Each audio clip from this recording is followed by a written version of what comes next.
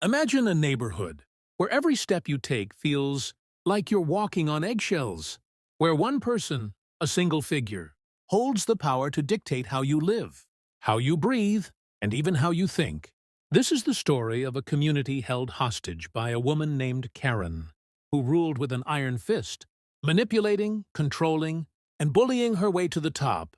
But what happens when the people she's oppressed finally stand up? What happens when unity becomes their weapon and hope becomes their shield? This is a tale of breaking free, of finding strength in numbers, and of turning the tables when you least expect it. Buckle up, because this is just the beginning. I drove back into my neighborhood, the hum of the car still ringing in my ears after a long weekend conference. As I turned the corner, my eyes immediately locked onto the spot where my great-uncle's iron fence had once stood. I slammed on the brakes. My jaw dropped. The majestic, hand-forged black, iron fence, an heirloom past, down through generations, was gone. In its place, a twisted mess of steel and cracked concrete lay scattered across the yard, as if some giant had tossed it aside like trash. And there, standing proudly next to the wreckage, was Karen, the HOA president, with a smug smile plastered on her face. She sipped her iced tea like she had just won an award for Best Lawn of the Year. "You're welcome," she said casually, as though she had just helped me fix a leaky faucet. I stood frozen, my mind scrambling for words. The old fence, which had stood as a testament to history for over a century, was no more. I couldn't breathe, the weight of it crushing me. "Do you know what you've done?" My voice was barely above a whisper, the anger starting to simmer beneath my skin. "That ugly thing was an eyesore," Karen said, shrugging dismissively. It had to go. The words felt like a slap to the face. This wasn't just an old fence. It was a part of American history, a landmark registered with the National Registry, and she had destroyed it without a second thought, without even bothering to notify me. My heart raced as the reality of what had happened hit me. This wasn't vandalism. This was a crime. I pulled out my phone and started taking pictures. Karen raised an eyebrow. "What are you doing?" "You just committed a federal offense," I said, my voice shaking with a mix of fury and disbelief. "You don't get to just tear down history because it doesn't fit your aesthetic," Karen scoffed. "Drama, drama, drama," she muttered, clearly uninterested in the consequences. But I wasn't done. This was just the beginning. The days before the destruction of my fence had felt unbearably slow. Life in the neighborhood had seemed peaceful, even if it was tainted by the endless HOA newsletters, always reminding us about the acceptable shade of beige for mailboxes or how high our grass could grow. But as I turned onto my street that Sunday afternoon, a quiet unease settled deep in my chest. I couldn't quite place it at first, but something was off. Karen, the unrelenting HOA president, had been pushing me to change my property for months. At first it was just small things, complaints about my excessive fence height. I'd responded with the National Historic Registry certificate to prove my fence was protected. No reply. Then the fines started. First $50 a day, then $75, and before long, I was getting letters almost daily, each one accusing me of violating some ridiculous rule she'd concocted. My lawyer was sure they had no legal ground. But that didn't stop Karen. She just kept going, pushing harder. My mailbox was too colorful. My doormat was too quirky. I was even accused of lowering property values because a tourist took a picture in front of my house. But it wasn't until I left for a weekend conference that things escalated beyond belief. I locked the gates, turned on the porch lights, and felt the familiar comfort of being away from Karen's grasp. What I didn't know was that she had been planning her attack while I was gone. She called an emergency HOA meeting, and when I wasn't there to protest, she pushed through a motion to remove my historic fence. The next morning, a crew arrived with bulldozers. They told me Karen had given verbal approval for the demolition. I was devastated. What had once been a symbol of history now lay in ruins. The moment I hung up with my lawyer, I felt like the ground had shifted beneath me. His words echoed in my mind. felony charges for destroying a historical landmark. I had always known Karen was a force to be reckoned with, but now she had gone too far. I stood frozen, holding my phone, staring at the wreckage of my family's history. The fence that had stood for over a century, a symbol of my great-uncle's legacy, was nothing more than twisted metal and shattered stone. I could hear my heartbeat in my ears as I processed the enormity of what had just happened. Karen had taken something irreplaceable from me, and her arrogance was the final straw. My lawyer's voice had been calm, but I could hear the unspoken urgency in his words. We need to act fast. I could feel it too, a rush of adrenaline mixed with a sinking sense of loss. I didn't waste a moment. I gathered every piece of evidence I could. The photos, the work orders, the email exchanges where Karen had made her intentions clear. The police officer who came by was just as shocked as I was, flipping through the documents with wide eyes. "This is serious," he said. "We're going to need federal involvement." The next morning, when a federal investigator showed up on Karen's doorstep, I couldn't help but feel a tiny spark of satisfaction. For once, the tables had turned. For once, she was the one facing consequences. But as much as I wanted to savor this moment of justice, I couldn't shake the hollow feeling inside. The fence, the history, my family's legacy. It was all gone. I had my lawyer working on the case, but the damage had already been done. Karen thought she had won, but I wasn't backing down. Not now, not ever. The days that followed were filled with a palpable sense of anticipation, a tension that hung heavy in the air. Karen's reign over the neighborhood was starting to crumble, but I knew that she wouldn't go down without a fight. Every day, I could feel the weight of what had happened. The fence was gone, and so were the pieces of my history. It was hard to accept, but there was no turning back now. I wasn't alone in this fight. The support from my neighbors had become a powerful force. As the investigation gained momentum, whispers of hope began to spread. Margot, Simon, and Gina. They all stood with me, their voices growing louder in protest. Karen had bullied them all at one point or another, and now they were all willing to stand up. It was as if the collective strength of the neighborhood was slowly awakening. But then, one afternoon, I saw Karen. She was walking down the street, her expression as smug as ever. She must have sensed the change in the air, because for the first time, I saw a flicker of uncertainty in her eyes. It was brief, but it was there. She stopped when she saw me, her stance rigid. "You think you've won, don't you?" she said, her voice dripping with disdain. "This isn't over." My heart pounded in my chest. The words felt like a challenge. For a moment, I wanted to lash out, to tell her exactly how much she'd hurt all of us. But instead, I stood tall. I wasn't afraid anymore. "Maybe not," I replied, my voice steady. "But we're not backing down. Not now, not ever." As I walked away, I felt a strange sense of satisfaction. The fight wasn't over yet, but for the first time, I wasn't facing it alone.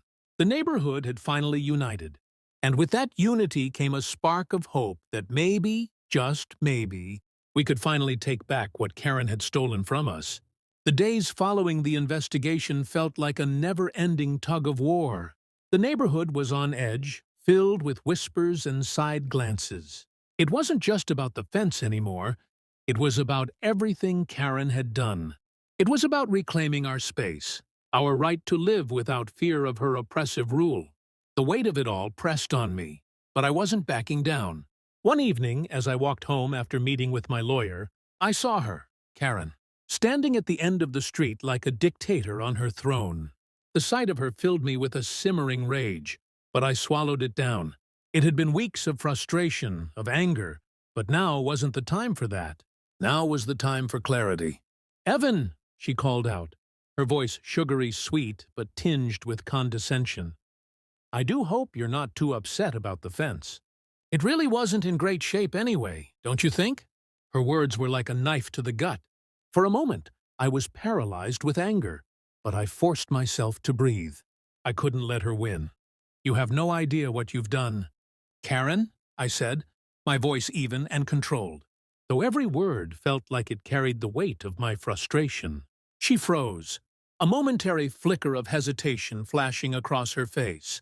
For the first time in months, I saw her confidence falter, and it was in that brief, unexpected moment of doubt that I realized something.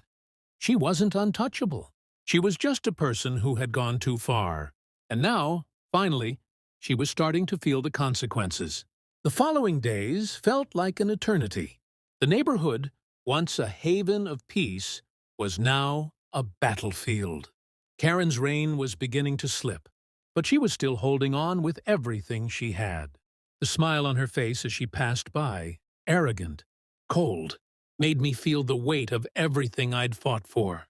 She had shattered our sense of community, but I wasn't about to let her get away with it. With Layla by my side, we dug into every scrap of evidence, each one more damning than the last. Margot told me how Karen had fined her for planting too many colors. Simon recounted how Karen had pushed him to change his garden's design. Gina's story hit me hardest. She had been called out for her child drawing on the sidewalk. Every one of us had been a victim of her cruelty, and now we were taking a stand. But as the case loomed closer, a nagging doubt settled deep inside. What if Karen found a way out? What if her power was too great, and we couldn't bring her down? The pressure built with each passing day, and I struggled with the weight of it all. One evening, just as I was nearing home after another long day of legal prep, I saw her. Karen stood by her front yard, watching me with that familiar sneer. For a split second, I felt the familiar sting of fear. But then it hit me. She wasn't untouchable. She wasn't invincible. She was a woman hiding behind her position, using fear to control us all. I walked past her, my chest swelling with defiance. "You've pushed too far, Karen. We're done with you." Her eyes flickered with the briefest flash of uncertainty, but it was enough. For the first time, I saw her as she truly was, weak, and I knew without a doubt that we would win. As the weeks dragged on, the investigation into Karen's wrongdoing intensified, and with it, the weight on all our shoulders. The support from my neighbors, Margot, Simon, Gina, Riley, grew stronger. What started as small acts of resistance had become a movement, and Karen's grip on the neighborhood was slipping. We were no longer the silent, fearful residents we had once been. We were united in our fight against her. But just when we thought we had the upper hand, Karen made her move.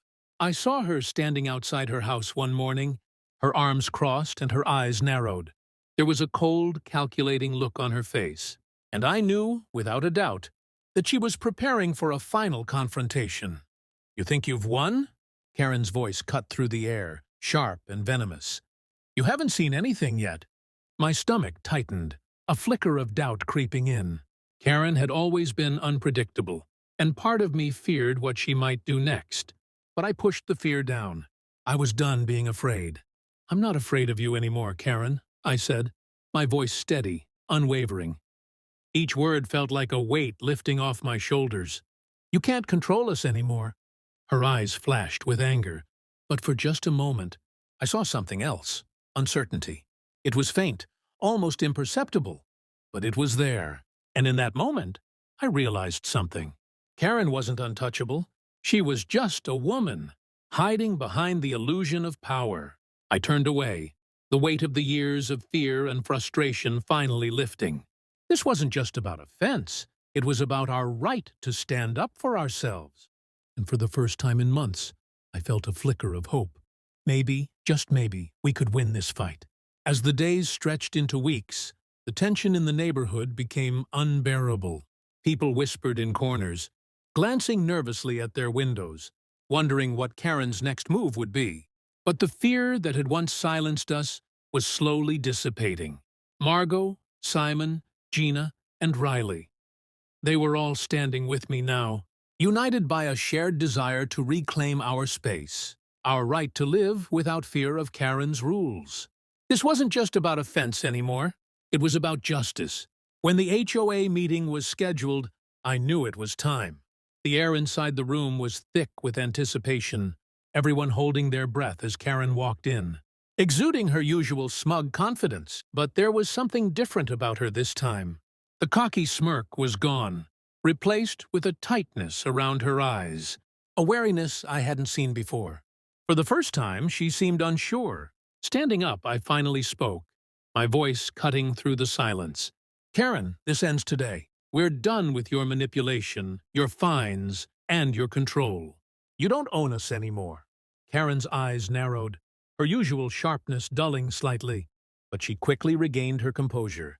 She tried to regain control of the room, but I could see it wasn't working. The board members, once her loyal allies, sat quietly, unwilling to meet her gaze. Her power was slipping. I looked around at the faces of my neighbors, people who had spent years in fear, now standing tall beside me. For the first time in months, I felt a spark of hope. We were united, and nothing, not even Karen, could stop us now. Maybe this time we would win. After all the battles, the last thing I expected was for Karen to resurface. But she did. Not in person. She was too proud for that. But through the endless stream of letters that began to arrive every day. The first one showed up in my mailbox on a cool Tuesday morning. I opened it, half expecting another petty complaint, and found exactly that. She accused me of violating an obscure HOA rule. My lawn was too unkempt for her liking, even though it was perfectly fine by anyone else's standards. Another day, another letter. This time, she was complaining about my new fence, the one I had worked tirelessly to rebuild. Too ornate, she said. Doesn't match the community vibe. Her audacity was endless. After everything she'd done to destroy my heritage, now she was picking apart my personal property, trying to tear apart my peace. It was maddening, but something inside me broke. I wasn't going to let her win again. I called on my neighbors, Margot, Simon, Gina, Riley, and we started preparing. We were going to put an end to this once and for all. No more backing down. No more silence. The day came when I had to confront her. Standing outside her door, I could feel my chest tighten. This wasn't just about me anymore. It was about everyone she had hurt. I knocked on her door, and when she answered, I didn't wait for her usual smug greeting. Karen, it ends here. You have no power over us anymore. We're standing together, and we're not afraid of you. Her face turned pale. In that moment, she wasn't Karen, the queen of the HOA. She was just a woman who had lost everything. I turned and walked away. The fight wasn't over yet, but for the first time in months, I felt the burden lighten. This was our neighborhood, and we had won. The community meeting loomed large, and with each passing day, the pressure only intensified. This wasn't just about a fence anymore. This was about reclaiming our neighborhood, our sense of safety, and our ability to live without fear of Karen's rules.